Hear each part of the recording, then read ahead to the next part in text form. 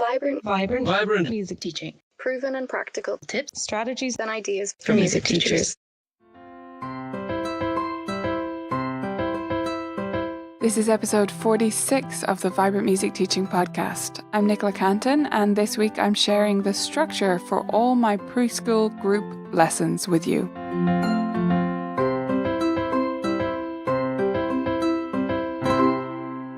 Hey beautiful teachers. From time to time, I like to release things from the vault of my Vibrant Music Teaching membership so that you can benefit from them here on the podcast. As you may realize, I just released a new course inside my membership called the Mini Musicians 1. And Mini Musicians 1 is a group preschool program for the first year or more than a year for some studios, 40 weeks of lessons with a group of preschool students to introduce them to music and the piano. Now, when I released my Piano Power Booster program, I actually put the first lesson up here on the podcast for you guys to benefit from. But this time I've decided the first lesson wouldn't be all that useful because there's too much visual reference. And what I thought would be much more useful and give you a better insight into what the program is like is to put the introduction here where I talk through the different elements that are included in this program. Because it's quite a different approach than you might see elsewhere. I have these core elements and then these optional elements so that the time is adaptable for the teacher, so that you can change it from being 30 minutes to being 45 minutes, being an hour if you want, using these sort of optional modules that are included as part of the program. So I thought the most useful thing for you would be if you listened in to the introduction where I explain these different modules, and that this could also give you some ideas if you do want to, if you're not interested in mini musicians, but you want to design your own preschool program, then maybe this can give you some food for thought. To build up your own program if that's what you want to do. Of course, if you want to get access to the full Mini Musicians program, all you need to do is be a Vibrant Music Teaching member. So you can go to VMT.ninja to find out more about what's included in the membership. There's a lot more than just this preschool program. There's tons of games and courses and things to feast your eyes on. So if you go to VMT.ninja, you'll get the full details of everything that's included. And you can sign up there on that page and get instant access to everything. But for now, though, let me share with you that introduction to Mini Musicians 1 so that you can get a flavour for what I do in my preschool group lessons. Well, hello there and welcome to Mini Musicians. This is a preschool group program designed for 3 to 5-year-olds to get an introduction to music and patterns that we need for music and a little bit of piano along the way. So this is a piano readiness program. It's not designed to teach students to play off the page straight away. It's designed as an exploration which incorporates the piano as well as other musical components, listening, rhythm, and other elements that students need to be really successful once they start formal music lessons. So Mini Musicians is for 3 to 5-year-old students, and most teachers will want to do this in groups of 4 to 8. Anything larger than that and it can become a little bit unmanageable at this age group for just one teacher, but if you want to have 2 teachers in the room, then make your group bigger to suit the number of teachers as well. So Mini Musicians is designed to be flexible for you. It's not a complete prescription. It provides everything you need so that you can set up a class that you want to run. If you want your classes to be only 30 minutes a week, then this will fit in just fine. If you want them to be an hour, that will be fine too. If you want to run them for only 20 weeks out of the year, that's okay. If you want to do all 40 weeks in the 1 year, then you can. The full program is 40 weeks long, but you can take breaks in there as you need. Mini Musicians is only available as part of Vibrant Music Teaching membership. So this isn't available anywhere else, and as a member of Vibrant Music Teaching, you'll get full access to everything you need for this program, as well as everything else in the library. Let's dive in and take a look at each element of the Mini Musicians program so that you can understand how it's all structured. Every Mini Musician lesson is structured in exactly the same way. It has 4 core components 3 optional components, and then a quick little cool down at the end where we calm everyone back down and get them ready to go back to their parents. The 4 core components are oral, technique, rhythm, and theory, and they go in that order every week. I recommend that you don't switch the order around because 3 to 5-year-old students really need to be able to predict what's going to happen. They need to be able to follow the structure so that they get used to the routine and it helps them to track the time. Otherwise, you're going to get a lot of those questions of, is it almost time to go yet? Are we finished yet? Is it time for this? Is it time for that? The more predictable you can make it, the better it will be as an experience for your students because they'll be able to follow where you are at all times and feel secure and comfortable in this environment. So we start every week with oral work, and this consists of some kind of vocal exploration and then a song. So the first vocal exploration, we do funny animal sounds and we also explore solfa. So there's a mixture in there. It only takes a couple of minutes at the start of every lesson, but it means that students, especially the ones who can't really find their singing voice yet, not all students at this age can. So this will help them to find their singing voice, explore pitch, and learn about solfa along the way just by rote. So they're not actually reading any sight singing exercises or anything like that. That will come much later down the track. But for now, it's great for them to experience solfa and sing along with you and learn about the different pitches of the scale. After oral warm-up, we do a song, which is always a folk song inspired by a Kodai approach to folk song singing, using the pentatonic scale mostly for most of the year. After our oral component, we go to technique. Now, the approach I've taken to technique here in Mini Musicians is to only ask students to play the piano with finger 2 for the entire year. I've found that a lot of programs rush students to use all 5 fingers, and it's not really developmentally appropriate at this age, especially in this context where students are not doing a lot or any practice at home. It's not that traditional structure of weekly lessons and daily practice. It's an experience that they have every week. And if we want them to feel successful and comfortable doing that, it's best to just stick to finger 2. They can get to the other ones later. What we do in the technique component, though, is we explore our other fingers and develop dexterity through finger plays and rhymes. So we'll explore different finger plays throughout the program and learn about the finger numbers through those, as well as moving the fingers independently. These finger plays also help students to develop a sense of the steady beat as we chant them rhythmically. So it's like a little finger dance, and it's great for developing lots of different important skills that they need to be successful in music and life, right? So in that technique component, we explore away from the piano all of our fingers, and then at the piano, we only ever do what I call key flops. That's where we're falling into the key with finger 2. So they get the full year to practice using their whole arm to play, which is so important for them developing great technique down the track. After our technique component, we have rhythm, and we explore rhythm in several different ways. So we do lots of marching to the beat, moving, including moving with scarves, passing beanbags, stuff like that, to feel the beat and move along with it.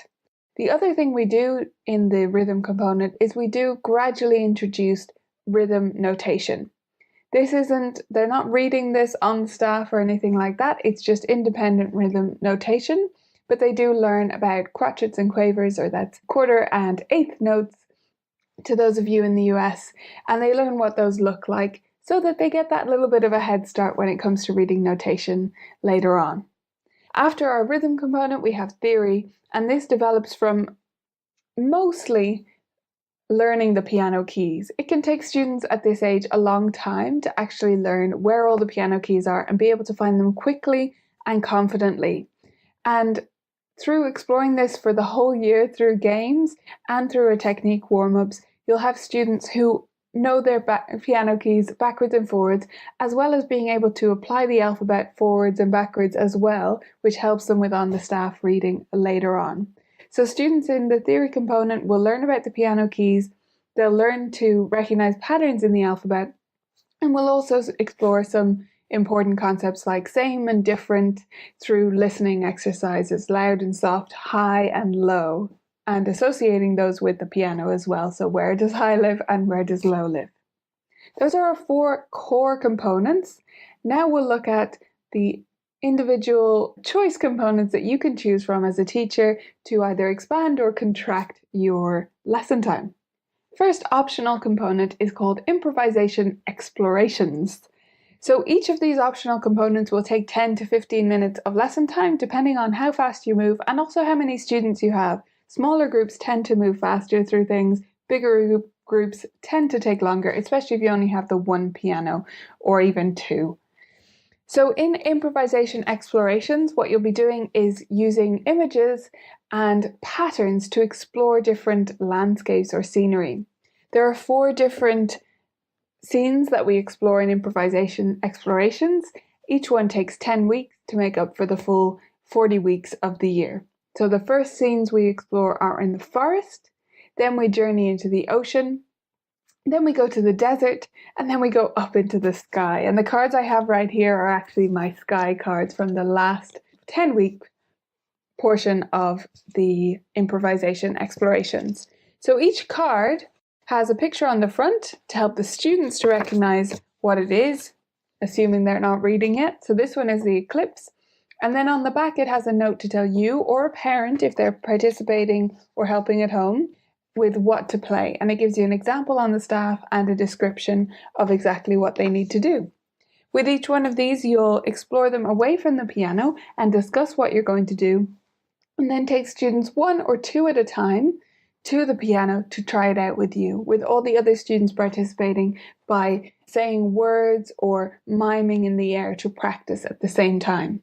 So you don't need multiple pianos to do this. And in fact, even if you have multiple, I would only ever really use 2 of them, because if you try to have a whole keyboard lab full of preschool students playing at the same time, they won't be playing at the same time. Okay, so I actually recommend this approach of grouping around a piano and having a lot of students playing air piano or saying the words or singing along or talking about things and helping each other, rather than trying to get everyone to play at the same time. So improvisation explorations is a great component to choose if you want to have this sense of exploration at the piano and help your students to find low sounds, high sounds, black keys, white keys, eventually specific patterns, but in the beginning exploring all of the white keys or all of the black keys and specifying different patterns within a comfortable range for this age group. This is a great way for them to explore with just a no wrong answer approach to making music. As long as they stay within those parameters which are clearly laid out for them, they will sound great and they will have success. The next optional component is the Starr Songs. Starr Songs are a pre-reading type of music notation. And in this component, you would be taking students through these Starr Songs and helping them to read short folk songs on a sort of pre-reading staff. Starr Songs use colours, rainbow colours, to represent the keys, and each one is shown with a 1 or 2 line stave so that they can start to absorb the way music is written. But the notes are stars, they're not actual notes, so they won't be confusing these things or wanting to have the letter names there as labels or the colours when they go to read on the staff later on. It's not something that will hold them back, but it gives them that readiness for reading on the staff when they do want to get there, when you want to take them there. So the Starr Songs use these rainbow colours, and we put little tokens on the keys for them to be able to easily find and follow the music. And through this, they're learning to read from left to right and learning to associate one symbol with one sound and all of these beginning concepts that do take a while to develop in preschool lessons. And of course, they're singing along and exploring different folk songs at the same time. The last great option I have for you is called Listening in Colour. And this is, as you might have guessed, a listening portion of the lesson that you would spend exploring 2 different pieces of music in this first year. So we explore for most of the year the Carnival of the Animals, and then after that we do Peter and the Wolf. This section comes with these great workbooks that you can use to walk through. So this is the Carnival of the Animals one, and it's called Listening in Colour because there's lots of colouring. One of the key standout details about a child that I found can tell me how quickly they're going to be successful when they first start lessons with me is how confident they are picking up a crayon from me and colouring with it. If they look like they've done that a billion times before and spend all day colouring, they generally have better control of their hand and better understanding of patterns and all of these important things. So bringing a colouring element into our lessons is a great way to develop those skills. And through listening to this music, the Carnival of the Animals and then Peter and the Wolf, we're exploring things like different music instruments, timbre, loud and soft sounds, and just really, really listening properly to music. So these component comes with different suggestions of what you do each week while you're listening, and the workbook helps you to explore that on paper as well. Mini Musicians is designed to be a low to no practice curriculum. If you are expecting students to practice daily, I suggest you go with a more traditional structure, partner lessons, even group lessons in a sort of keyboard lab setting.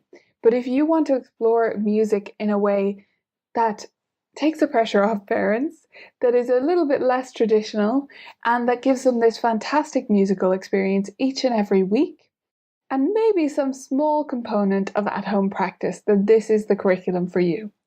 So you can encourage parents to do some element at home. You might assign some of the listening in colour, for example, at home, or the finger plays, or if they do all have pianos, you can assign Starr Songs and things like that. But I really recommend you use this time to let students just experience music, explore it at home as they want to, without building it into a routine just yet. I'm a big believer in strong practice routines. But taking that completely out of the picture for the first year or two of a young child's development in music can be a fantastic thing, and it can be just what particular families need. Some families will do very well with more traditional lessons with daily practice, and parents will be so up for that. But not all parents are, and not all parents are clear on what their different options are. So if you make it clear that this is for them, if they can't imagine being a full-time practice coach, which is what they're going to be if they have their 3 to 5-year-old in lessons and need to do daily practice, they have to have a huge responsibility in that at home. Even if it's just a few minutes, it can be pretty overwhelming for them. So this is great for parents as a first introduction to music, and it can be a much better fit for a lot of families. As I said, you can structure the lesson any way you like. So it can be 30 minutes, it can be 40, it can be 45, it can be an hour. I've given you enough stuff there to explore for that amount of time every week, but you don't have to make it that long either. I have done group lessons with 3 to 5-year-olds of just 30 minutes a week, and we do get a lot done. You just have to adjust your expectations based on the time you have available, but having a low to no practice approach is really helpful for this because you can just focus on being in the moment, enjoying music together, exploring, and learning along the way. It's not about achieving these particular milestones or passing off method book songs or anything like that. It's just about exploring and enjoying together. What you'll need for this curriculum is one piano or keyboard. We do use the piano a fair bit, so it's not something you're going to want to do without that available. But it doesn't even have to be a proper piano. You could easily get by with a keyboard. Since we're not exploring in-depth technique at this stage, a keyboard would be just fine. And you definitely don't need two. I have two in my studio anyway. We do use them both, but you don't need them. You can definitely use just one, and I've structured everything with that in mind. You will also need some scarves, just lightweight scarves. Those are for playing and moving in time with the music and dancing together. You'll need some rhythm instruments of some sort. I recommend just getting a pack of these. You can get a pack of educational instruments that comes at a really good price, and it has egg shakers and tambourines and whatever. Just a mixture of things is great to have on hand. If you're going to do the Starr Songs component, you will also need either desk bells, boom whackers, or xylophones. It's up to you which one of those you go for, and if you have one already and that jumps to mind, go with that one. Desk bells in the same colours as the boomwhackers are great because those are the colours that I use in the Starr Songs book. You could also use xylophones or glockenspiels and just put little stickers on the keys to match the colours as well. That's great for the first portion of the Starr Songs. So it's about weeks 1 to 8. We use those bells a lot, and they're great as a fallback option as well later on if your students are having trouble following the music at the piano. You will also need beanbags or stuffed toys to pass around. Whatever you have on hand is just fine. And also some form of puppets or toys. So if you don't have puppets, that's fine. I have little finger puppets actually, but you can also do these exercises that need the puppets with just little toys like Steve here. So if you just have 2 of those, that'll be great. Little stuffed animals, you probably have something on hand that you can use there. And that's it. Everything else is printable and it's in your pack. You should have gotten a full download with the mini musicians, and there's folders in there to organize everything for you, and everything is ready to print and go and set up, as well as your full booklet. So make sure you have this because we're going to be walking through this week by week in the rest of the videos. That's it for our setup. I'm so looking forward to taking this journey with you. Let's get started.